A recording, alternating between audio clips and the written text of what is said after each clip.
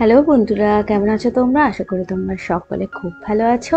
আমরাও ভালো আছি। আর এই কয়েকটা দিন আমি একটু ছোট ছোট শর্ট মানে মিনি টাইপের মিনি ব্লগ শেয়ার করছি তোমাদের সাথে, কারণ আমার নেটওয়ার্কের একটুখানি প্রবলেম চলছে।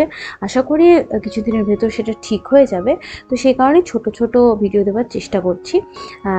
পরে আবার যখন ঠিক হয়ে যাবে তখন আবার লং বড় ভিডিও তো অবশ্যই দেবো। তো এখন মানে সন্ধ্যেবেলা না, বিকেলবেলা পটল ভাজা ভাজা করবো আজকে রাত্রে। তো পটল ভাজার গন্ধটা কার কার ভালো লাগে বলো তো? আমার তো ভীষণ ভালো লাগে।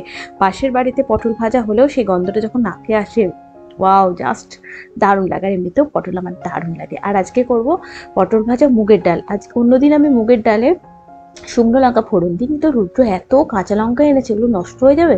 সেই কারণে আজকে কাঁচা লঙ্কা ফোড়ন দিয়ে মুগের ডাল বানালাম, পটল ভাজা, আর বানিয়েছি ওইদিকে আলু পোস্ত আর ডিমের অমলেটটা পরে বানাবো। আর এখানে আছে বেটু, এই যে জন্মদিনে এই এটা পেয়েছে খেলাটা মেমোরি গেম, তো ওর সাথে আমি এটা একটুখানি খেলছিলাম।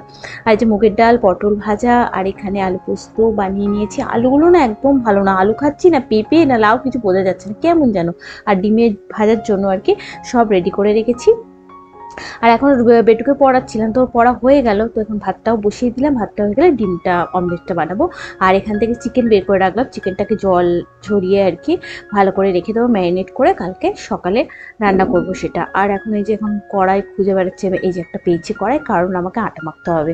বাড়ি যাবো করে অল্প করে মাখছি, জানো তো। আর দেখবে গ্রীষ্মকালে না দুদিনের বেশি একটা মানে আটা মাখাটা ইউজ করা যায় না, একটু টকটক হয়ে যায় যতই ফ্রিজে রাখো। সেই কারণে আমি অল্প অল্প করেই মাখছি। আর বাড়ি যাবার থাকলে তো সেই অল্প করে। তো আমাদের রাত্রের মানে খাবার বেটুকে খাইয়ে দিয়েছি, এবার আমাদের জন্য নিচ্ছি। আর বেটু হঠাৎ করে ইচ্ছে হয়েছিল যে চিকেন ললিপপ খাবে, তাই ওর বাবা ছেলে আবদার করেছে, তো বাবা সঙ্গে সঙ্গে অর্ডার দিয়ে দিয়েছে, তো চলেও এসছে চিকেন ললিপপ। আর রাত্রেবেলা খাওয়া দাওয়া করে তো আমরা অনেকক্ষণ ধরে আমাদের ফ্যামিলি টাইম স্পেন্ড করি। তো তারপরে সকালবেলা আজকে একদম এক্সারসাইজ করতে উঠিনি, খুব ভালো লাগে না রোজ রোজ ওই একঘেয়েমি কাজ, একদম ভালো লাগে না। মর্নিং ওয়াক করতে যাচ্ছিলাম, তখন কি হয় বলো তো, বেশ সবার মানে কিছু জনের সাথে দেখা হয়, একটু ফাঁকায় হাঁটা হয়, একটু মানে সুন্দর হাওয়াতে, তো ওটা একটা বেশ ভালো লাগে, একটা আলাদা পরিবেশ, মনটা ভালো হয়ে যায়। কিন্তু ওই বাড়িতে রোজ রোজ একা একা সবাই ঘুমাচ্ছে আর আমি উঠে উঠে ব্যায়াম করছি, একদম ভাল লাগে না। তাও করি জোর জবরদস্তি, কিন্তু আজকে আমার একদম ইচ্ছে করেনি। যাই হোক, ওইদিকে রান্নার সমস্ত মানে বসিয়ে দিয়ে এসে যে একটু মানে হাতে যে সময়টা থাকে, এই যে বুঝতেই পারছো, ঝাড়া ঝুড়ি মোছা, এই তো আমার রোজকার কাজ লেগেই থাকে, সেটাই করছি। এখন আর চুলটাকে দেখো একবার এইভাবে, মানে চুলটা বেঁধে ঘুমানো আমার অভ্যেস ছিল, কিন্তু এখন আর চুলটাকে বেঁধে ঘুমাতে পারি না, খুব অস্বস্তি হয় গো।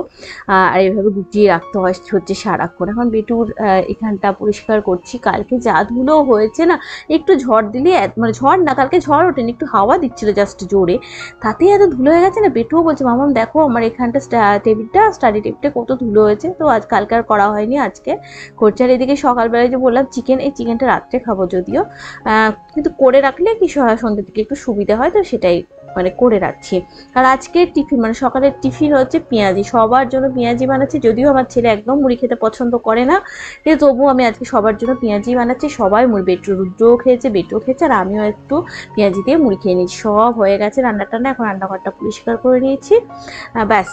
আর এখন এই যে ঘরটার মুছে আর দেখাইনি আজকে ঘর মুছেটা, তো সব কাজ হয়ে গেছে, এখন স্নানও সেরে নিয়েছি, এবার শুধু পুজো করা আছে, ছেলেকে তারপরে খাওয়াবো। তো চলো আজকের মতো ভিডিওটা আমি এখানেই শেষ করছি, খুব তাড়াতাড়ি নতুন ভিডিও সঙ্গে নিয়ে চলে আসবো আমি প্রিয়মা। ততক্ষণের জন্য সকলে সুস্থ থেকো, ভালো থেকো, চলো টাটা।